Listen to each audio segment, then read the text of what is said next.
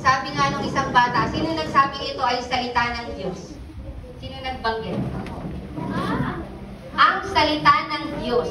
Okay? Ibig sabihin, ang salita ba ay nakikipag-usap? Pag nagsasalita ka ba, nakikipag-usap ka? Hindi. Paano ka nakikipag-usap? Ang tanong ko, pag nagsasalita ka, nakikipag-usap ka ba? Oo. Ato, anong ginagawa ko? Nagsasalita ba ako?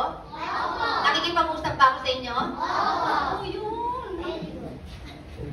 Ito ay salita ng Diyos. Ibig sabihin ng salita, nakikipag-usap. Tama? Okay.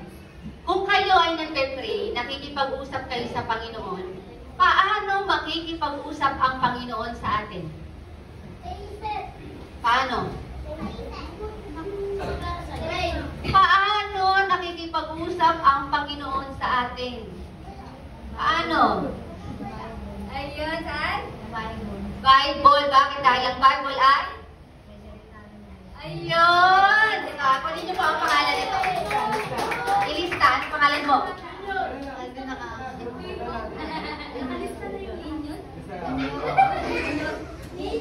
Si Junior.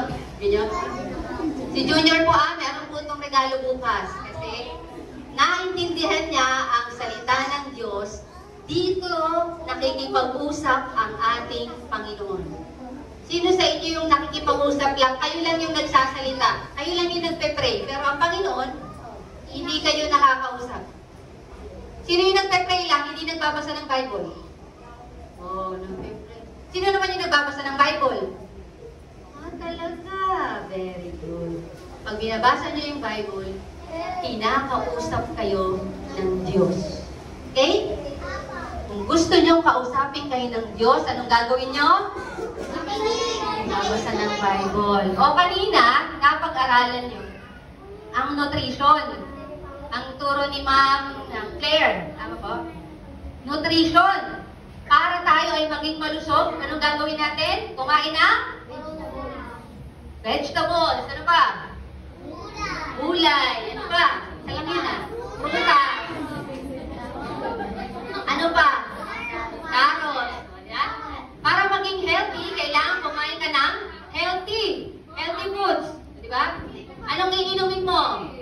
Alak o tubig? Tubig. Sino uminom ng alak? Saan nyo pa? Nainom na kayo. Nakikita kayo ng nanay at tatay sa likod, oh.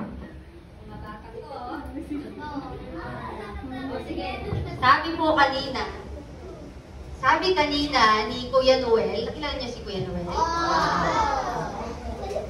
Sabi niya kanina, ano yung protein? Karne. Alam niyo ba, meron pala sa Bible, sinasabi si Jesus, kung anong karne ang dapat natin kainin. Alam niyo? O sige, magbigay nga kayo ng karne na kinakain niyo ngayon. Baka. Baboy.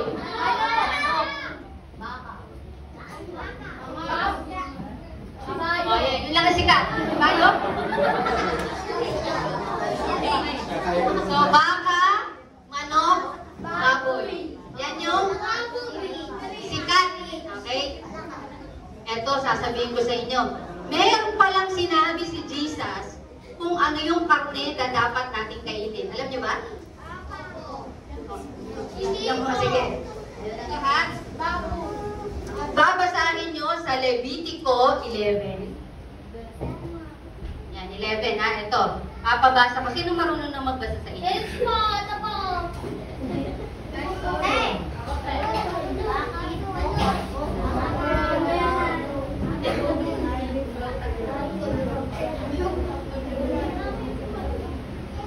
Ang mga hayop na may hati ang paabiyak at umumuyak ang mga gayon ay maaari ninyong kainin. Okay.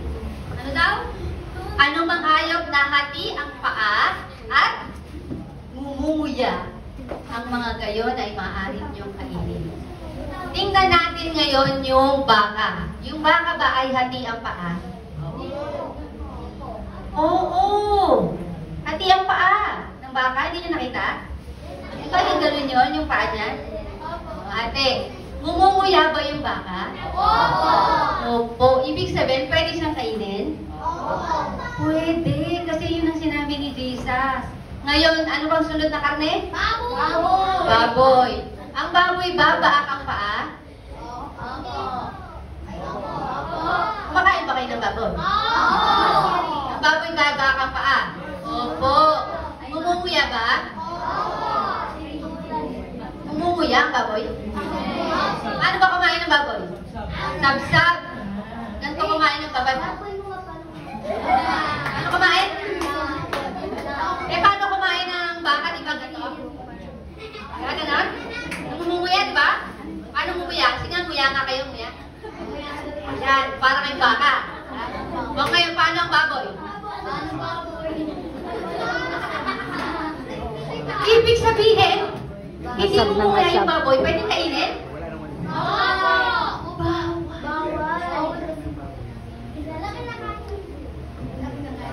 Bawal pala yung baboy, kinakain pala niya. O, halika, papatunayan ko sa halika. Marunong ka magbasa? Mabagal na magbasa. Sino pa dito yung...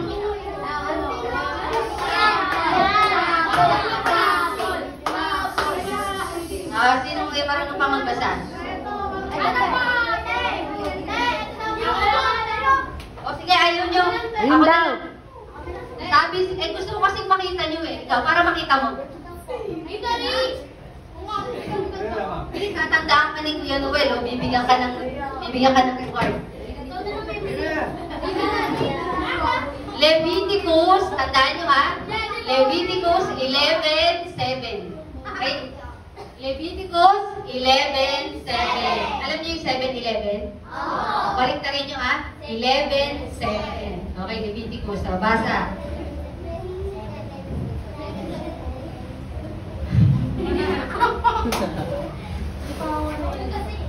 At ang baboy, gabayan bagaman may hat ang paaagbiyak, subalit hindi ay ito ay marami para sa inyo.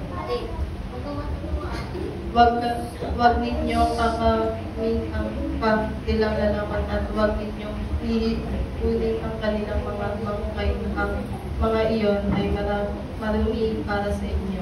Oh. Nakita niyo, narinig niyo yung sinabi niya? Sabi, at ang baboy. Nasa Bible lang sabi, at ang baboy, bagaman may hati ang paa at biyak, subalit hindi ngumunguya, ay ano, marumi para sa inyo. Hala, favorite ko pa naman yung baboy. Ang sarap pa naman ng baboy. Bakit nakalagay dito sa Bible, marumi para sa inyo?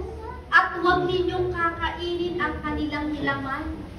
At huwag ninyong ihipuin ang kanilang mga bangkay. Ang mga iyon ay marumi para sa iyo. Kahit pala hipuin, diba hinihipo natin yung balat, ano pa, yung laman, hinahawakan natin pagpatay. Nako, sabi pala ni Jesus, huwag tayong kakain ng baboy. Gusto niyo mapatunayan kung bakit sinabi ni Jesus? May isang experiment. Sa isang lalagyan, nilagay doon yung tae, ihe, dugo, plema, at sipon. Hinalo-halo. Anong amoy? Inilagay sa kwartong walang bintana. Anong amoy? Mabaw. Ngayon may 4 na hayop. Ang 4 na hayop, baka, kambing, aso, at baboy. Okay? Pwede nyo itong gawin, experiment. Ibig sabihin, totoong ginawa ito, ha? Okay. Una, pinapasok ang baka. Pagpasok ng baka dun sa kwarto na amoy, biglang umalis. Ngayon, anong sumunod? Kambing. Anong tunog ng kambing? Pagpasok ng kambing na amoy, umangit ang mukha. Pangatlo, ano? Aso. Pumasok ang aso. Anong tunog ng aso? Nakita yung pinaghalo-halo ano yun? Tae, ihe, dugo, lema, sipon. Dinilaan. Ayaw na. Ano yung huli? Baboy. Pagpasok ng baboy, lumapit doon sa lalagyan. At anong ginawa ng baboy? Kinain.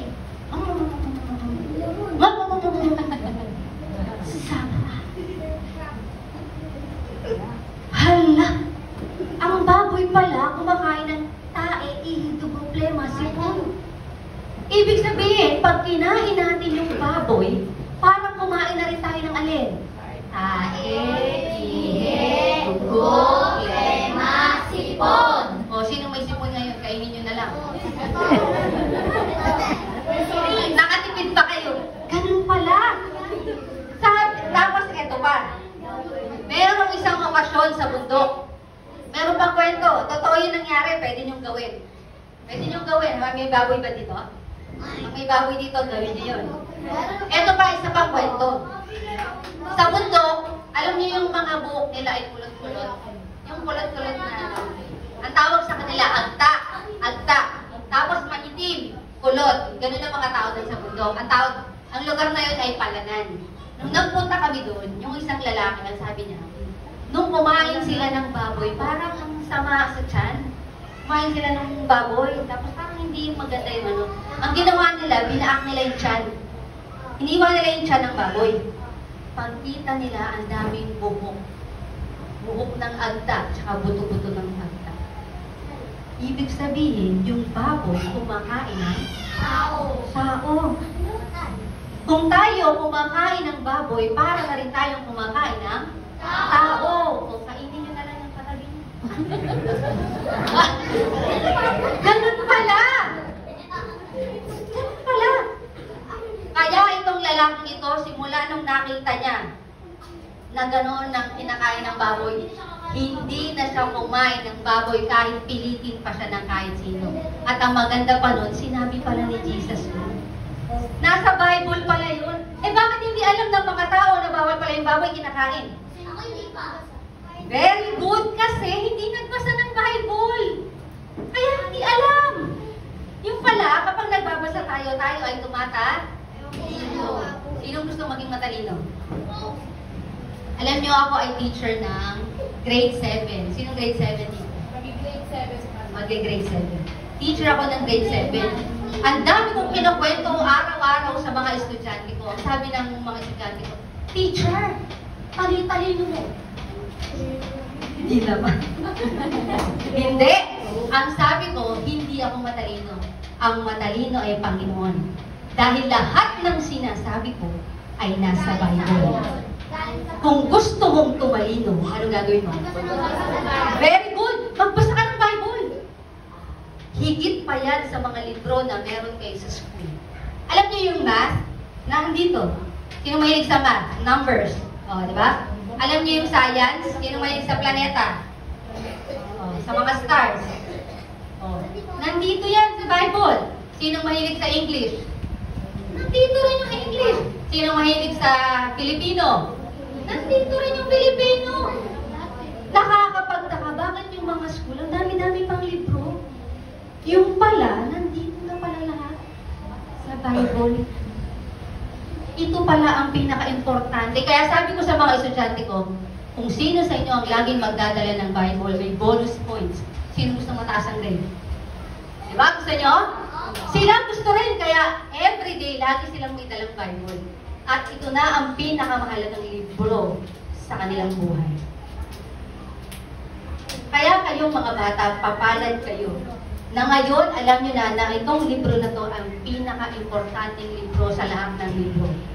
Alam niyo yung mga pinag-aaralan ng doktor? Nandito yun! Ano ba pinag-aaralan ng mga engineer? Nandito yun! Alam niyo pinag-aaralan ng mga mayayaman? Nandito. Sino gusto yumaman? Kung gusto niyong yumaman, anong babasahin niyo? Bible! Oh. Kung gusto niyong maging masaya, anong babasahin niyo? Bible! Alam niyo, ang Bible, lahat ng mga magagandang bagay na andito, yung mga masasama, eh, Satanas lang yun eh. para makontra natin si Satanas. Anong gagawin natin? Basa ng Bible. Bibigyan tayo ng talino ng Panginoon. Kaya simula ngayon, papahalagahan niyo ba yung Bible? Sino sa inyo ang gusto ng Bible? At pag binasa niyo yung Bible, anong mangyayari? Kayo ay? Tatalino. Alam niyo yung kinuwento ko? Pagpunta niyo sa school, sino ba yung napasok ngayon? Sabi niya, teacher, kumakain ka ng baboy? Sabi ng teacher, oo, bakit? Naka, teacher! Hindi kinakain ng baboy. Alam ko yan. Sabi sa Leviticus 11:7, ang baboy ay hindi pagkain. Eh di mas magaling ka kay teacher? Di ba? Mas matalino ka kasi alam mo. Oh, ano pa? Teacher, kumakain ka ba ng aso? Hindi pala uso. Pero yung mga lasinggero, sino may mga lasinggero dito kakilala na kinakain ng aso? Oh, hindi pwedeng kainin ng aso. Biyak ba ang paa nun? Mumumuya. Biyak ang paa po, no? Biyak ang paa ng aso. Mumumuya ba? Hindi namuya. Kaya hindi pwedeng kainin. Okay. Eh, paano naman, teacher, isda? Sinong kumakain ng hipon? Alimasa. Ano pa ba? Puset. Alam niyo ba, meron palang nakalagay dito kung ano yung kakainin natin. Okay? Papabasa ko sa inyo, baka sabihin nyo kasi ako nga pala si Teacher Me. Okay? Teacher Me. Pwede nyo akong tawaging Ate Me. Sabi, teacher, ate. Eto pala. Paano naman sa mga isda? Kasi hayop yung pinag-usapan eh, di ba? Eh yung chicken ba, hayop? Hindi yung hayop, may pakpak eh. Ibon. Ibon yun. Kaya hindi natin pinag-usapan. Ito naman sa mga isda. Ito ang sabi ha. Sa lahat, Leviticus 11:9. Tandaan mo ha. Leviticus 11:9. Sa lahat ng mga nasa tubig ay maaari ninyong kainin ang mga ito, alinmang may palikpik at mga kaliskis na nasa tubig. Ano daw? Dalawa lang. May palikpik. Bakit nagsiswimming na? Sabi ko lang, mga isda. Sino po ang ano nito? Tinulak mo?